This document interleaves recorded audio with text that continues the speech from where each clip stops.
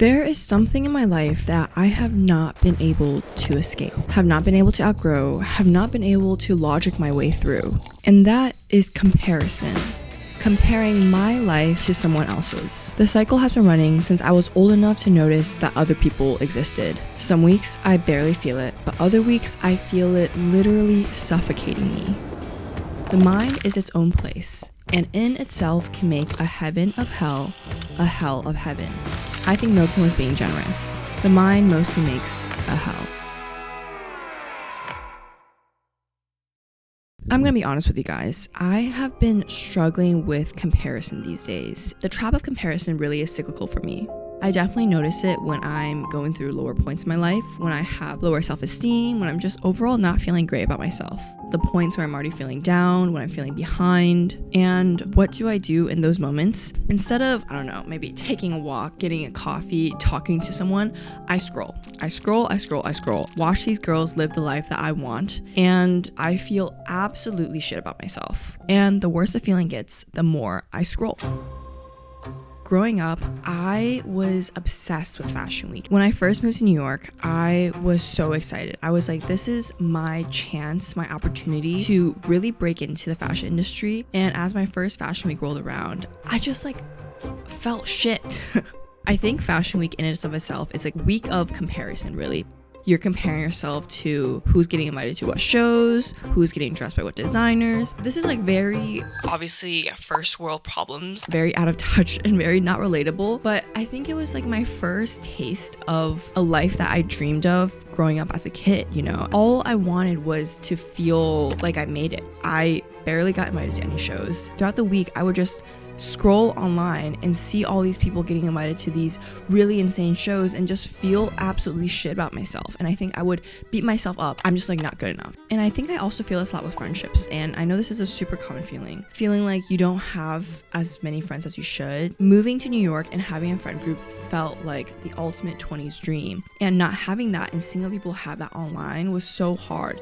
The cliche about comparison is that you shouldn't do it. The highlight reel is not your behind the scenes. Comparison is a thief of joy. Just block the people who make you feel bad. This is the most standard advice, and honestly, it's good advice. If this advice was easy to follow, I would stop comparing myself. But I've been sitting with a different question. What if comparison wasn't actually the problem? Because this is what I noticed when I started watching myself do it. Comparison is not actually pointing at the thing that other people have. It's pointing at the gap of the life that I'm living and the life that I had decided I was supposed to be living. That is what comparison is. Grief for the imagined life. And the worst part is the imagined life is the one that I wrote. Nobody handed it to me. Somehow have in the past 23 years drafted this idea in my life of the life that I should be living. Which raises a question. If the script is something I wrote, then what is actually in it? How do I know what I've been grading myself against? And I feel like the answer is in plain sight. You just have to look at who you compare yourself to.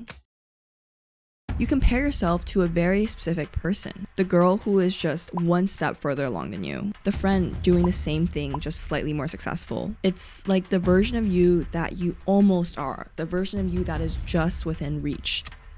I don't compare myself to Beyonce. I don't compare myself to the freaking King of England. I don't even compare myself to Nepo babies. The comparisons that actually sting are always somewhat plausible. It's the life within reach. They are always with people that you've decided on some level you could have been. Which means that comparison is not necessarily a malfunction. It's not necessarily a bad thing. It's more so a map.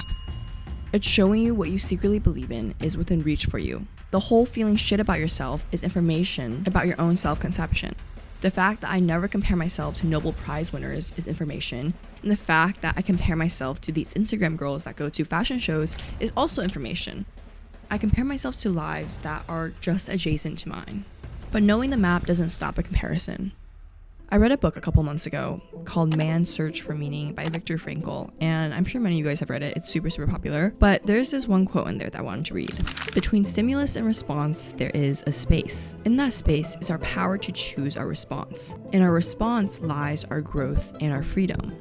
People quote this a lot. The standard reading is, you choose how to respond to what happens to you. Be grateful, stay positive, choose joy. But I think that reading is a little bit too narrow. When I tried to actually apply to comparison, I realized something a little bit strange. The comparison is already a response. By the time I feel shit about the front row fashion seat girl, I've already written a story about her and myself in my mind. She got chosen, I did not. This says something about me, and that's a verdict. This story that was written just happens in like a millisecond. The stimulus is the image, and the story is a response. The story had been written by the time I could feel the feeling. So the space that Frankl is pointing at is not the space after the feeling, where you decide to be grateful or whatever. It's the space before the story sets, the half a second where your brain is going to write, she was chosen, I was not, so she's better than me. And you can interrupt it. That is the gap. That is where growth and freedom lies. It's not choosing how to feel about the story, but it's in catching the story before it becomes a fact about your life. This is basically as far as I got with my research into how to actually overcome comparison. Do I love this advice? No. The worst response to comparison is nothing. It's to do nothing and feel absolute shit about yourself. And it's unfortunately the thing that I find myself falling back to the most. Life is determined by the stories that you tell yourself. You can either tell yourself, I'm such a fat fucking chud and all these people are so much better than me. Or you can tell yourself, okay, I feel myself comparing to this person. What is it about this person or their life that I want? Since this person was able to get it, I'm able to get it. It's giving me proof that what I want is possible. Now I'm gonna grind to get it, and I'm gonna get it. I think something else that I want to say here is it's so easy to victimize yourself. It's so easy to live life as a victim. But I truly think that like you just need to stop doing that. For so long, I was playing the victim. I felt like, oh, all these people are better than me. I felt like the world was happening to me. But no, the world does not happen to you. You happen to the world. When you're feeling down, the best thing to do is to just have that sense of agency. You are in control of your life, your destiny, your journey. If you aren't where you want to be and you're comparing yourself so much, it's in your power to change that. And it's just really easy to fall into these cycles of self-pity.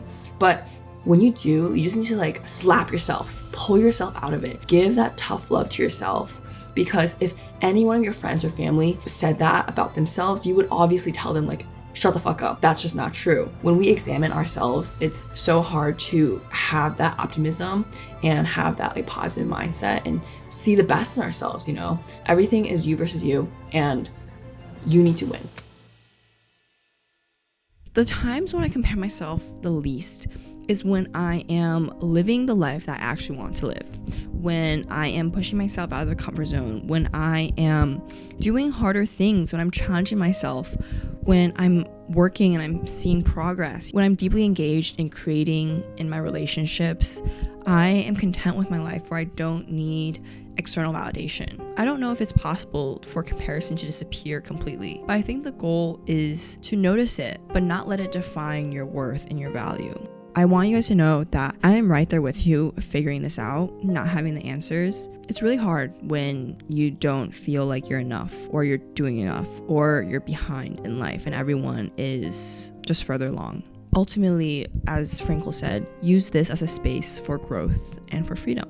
There is a glass on the table. Is it half full or half empty? You've answered this question 1,000 times, but I want to ask you this question and point it as something that actually matters. There is a life on the table, yours. Is it half full or half empty? Are you a loser or a winner? Are you a victim of what's happened to you, or are you someone that survived it?